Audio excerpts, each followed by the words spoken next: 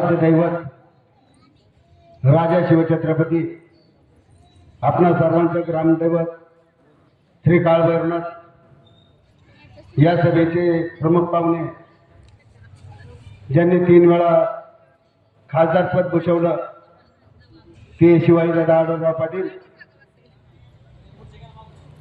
आज या ठिकाणी आपणा सर्वांना संबोधित करते।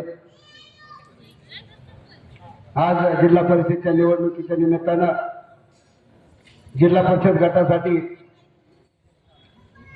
आपणा सर्वांचे जवळचे स्नेही एक आपणा सर्वांचा आधारस्तंभ की गेली 45 ते 46 वर्ष विष्णू काका सारखा एक बुलंद आवाज 90 सालापासून ज्यांनी वैशे पाटलाच्या खांद्याला खांदा लावून या तालुक्याचं साथ दिली त्यांना जिल्हा परिषदसाठी साहेबांनी एक उमेदवारी दिली आणि पंचायत समिती गणासाठी ज्यांनी औषधपूर्ण गावामध्ये ग्रामपंचायतमध्ये 5 वर्ष उपसरपंच म्हणून काम केलं आणि अनेक वर्ष राष्ट्रवादी काँग्रेस पक्षामध्ये काम केलं।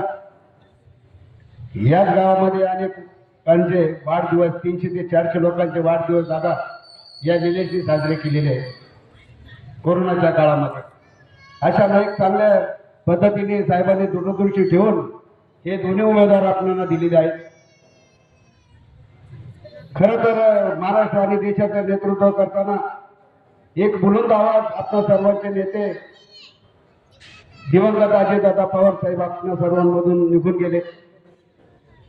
खरं तर त्यांची एक सभा आपल्या विभागामध्ये झाली असती भागामध्ये झाली असती परंतु नियती एक वाईट असते काळ वाईट असतो काळाने झडप घातली आणि दादांना तुमच्या आमच्यामधून जावं लागलं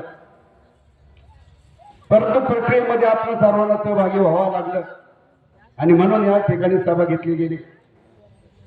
मी आपल्या सर्वांना एक सांगतो की अनेकांनी भाषणे केली शाश्वत आणि भौतिक विकास मला तर काय अजून समजलं नाही शाश्वत विकास कशाला म्हणायचा आणि भौतिक विकास कशाला म्हणायचं। जे रस्ते होतात सभा मंडप होतात हा शाश्वत विकासामध्ये जात नाही का? या ठिकाणी या तालुक्यामध्ये कारखाना झाला असेल या ठिकाणी ग्रामीण रुग्णालय झाले असेल जिल्हा रुग्णालय झालं असेल गव्हर्नमेंट इंजिनिअरिंग कॉलेज झाला असेल आणि त्या माध्यमातून अनेकांचे संसार उभे राहिले आणि अनेकांना रोजगार उभा राहिला तो शाश्वत विकास नाही का?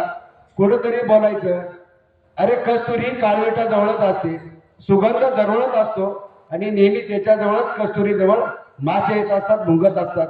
म्हणून मी आपल्या सर्वांना एक सांगतो की हे गाव दिलीप वळसे पाटलांनी साहेबांनी एक दत्तक घेतलेलं गाव आहे।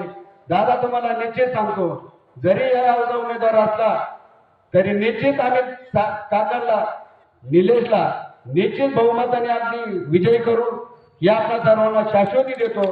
कुठेही चिंता करण्याचं एक काम नाही। अनेक वर्ष 30-35 वर्ष मी सुद्धा या राष्ट्रवादीमध्ये काम करत आलो।